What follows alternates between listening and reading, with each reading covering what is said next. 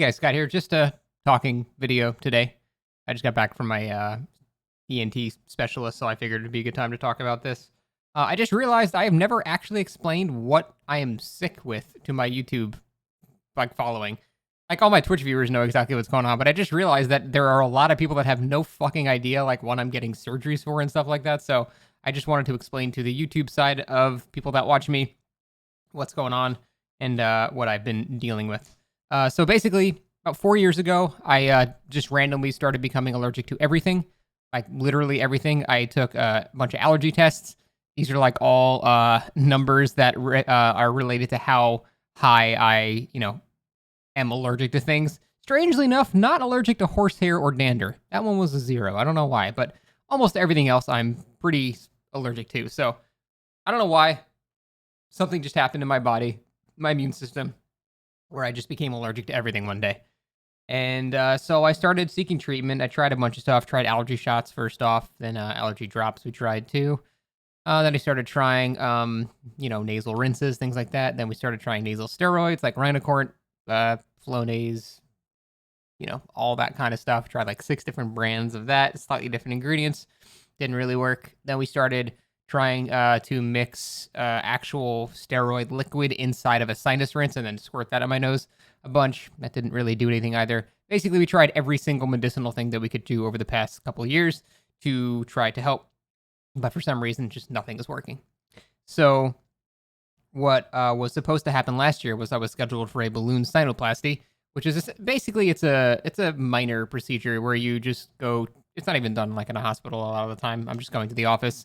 I'll be doped up, but basically I go there and sit down. Then they numb my nose and they just stick a little catheter thingy that has a balloon on it up my nose, and they kind of like weave it around. It kind of is uncomfortable because they're just moving shit around in my nose. But once they get it to this point right here, they basically stick a balloon in there and then they expand it to and that basically cracks the bones like right here. They're very tiny microscopic bones, so it doesn't actually cause damage. It just reshapes your face a little bit.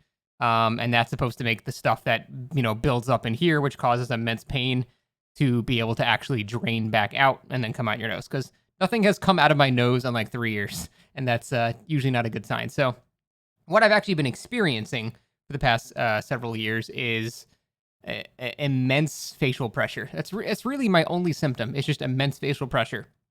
The problem is when you have that pressure, it's caused by inflammation.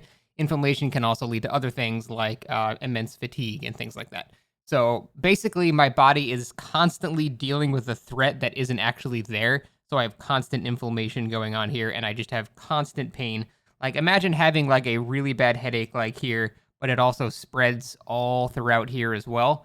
And imagine having that for like a week straight with not a second of reprieve or anything. Nothing, medicines don't work. You just always have to deal with that. And now imagine having that for almost 4 years now.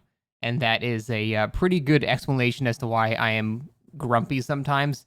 I just feel fucking miserable all the time. I feel genuinely horrible to the point where I can't do anything. Luckily, I just met with my specialist again today, and I have my surgery scheduled again. The last surgery was canceled because of COVID, but I have my next surgery scheduled on September 29th at 10 a.m. So we'll go from there. He said it's not a foolproof thing that will cure me, but it will likely help if they're able to do it. They're not 100% sure if they're able to do it because I have a deviated septum, which makes it harder for them to jam their fucking tools in my nose.